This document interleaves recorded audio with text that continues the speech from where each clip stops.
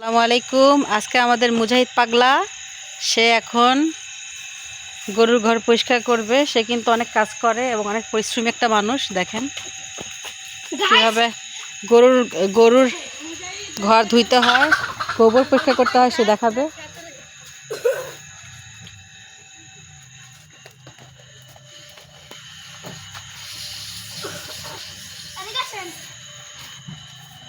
এখানে কি পানি জমা করতেছেন?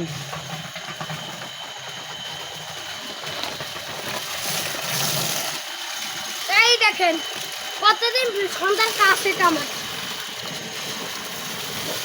গ্রামে থাকি, গরমের কতটুকু মানতে হবে? এতটুকু পানিতে হবে? কি এই যে এটাতে যতটুকু পানি রাখছো তাতে হবে? হ্যাঁ, হয়ে যাবে।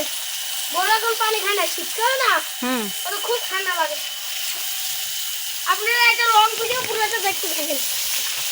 এই দেখেন মুজাহিদ এগ্রোর মালিক, সে তার নিজের গরুর ঘর সব পরিষ্কার করছে। সে মানুষটা ছোট হলে কি হবে, তার বয়স কিন্তু মাত্র 10 বছর। মানুষটা ছোট হলে কি হবে, সে কিন্তু যথেষ্ট পরিশ্রমী। দিনের বেলা গরুগুলো এখানে থাকে, এখন গরুর ঘরটা পরিষ্কার করে নিচ্ছে। কিন্তু পরিষ্কার পরিচ্ছন্নতাটা অনেক বেশি ইম্পর্টেন্ট, আর নাহলে গরুর অনেক রোগ হয়।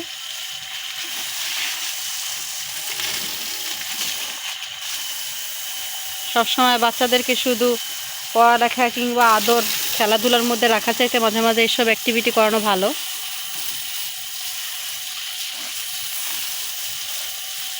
আমি এখন খেতে পানি দিব।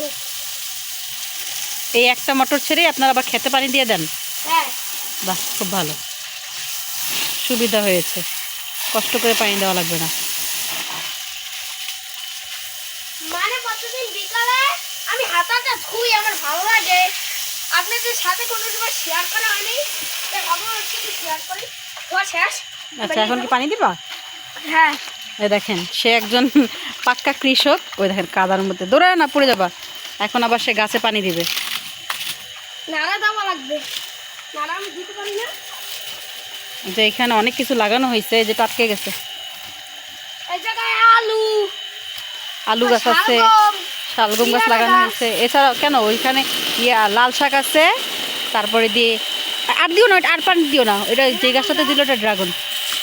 লাল শাক আছে, পালং শাক আছে, ধনিয়া পাতা আছে, টমেটো গাছ আছে, এগুলো সব লাগানো হয়েছে। এখন ওগুলো হয় না। দেখেন কেমনে কোন সিস্টেমে পানি দিচ্ছে। ভাই আপনার সিস্টেমটা ভালো, দূর পর্যন্ত যাচ্ছে।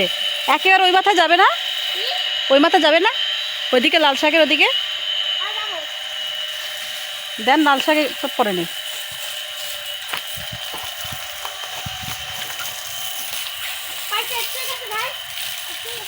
পাইপ যেন না ছিঁড়ে, সাবধান।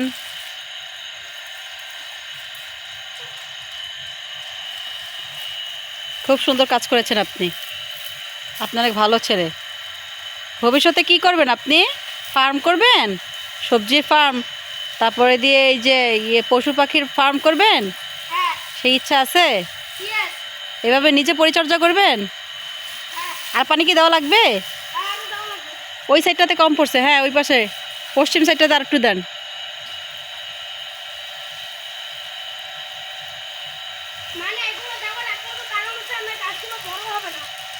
হ্যাঁ, পানি গাছের অন্যতম প্রধান খাবার।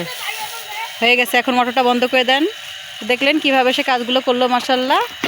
তা সবাই ভালো থাকবেন, আর গ্রামীণ ভিডিও দেখতে চাইলে আমাদের চ্যানেলটা সাবস্ক্রাইব করবেন। আল্লাহ হাফেজ।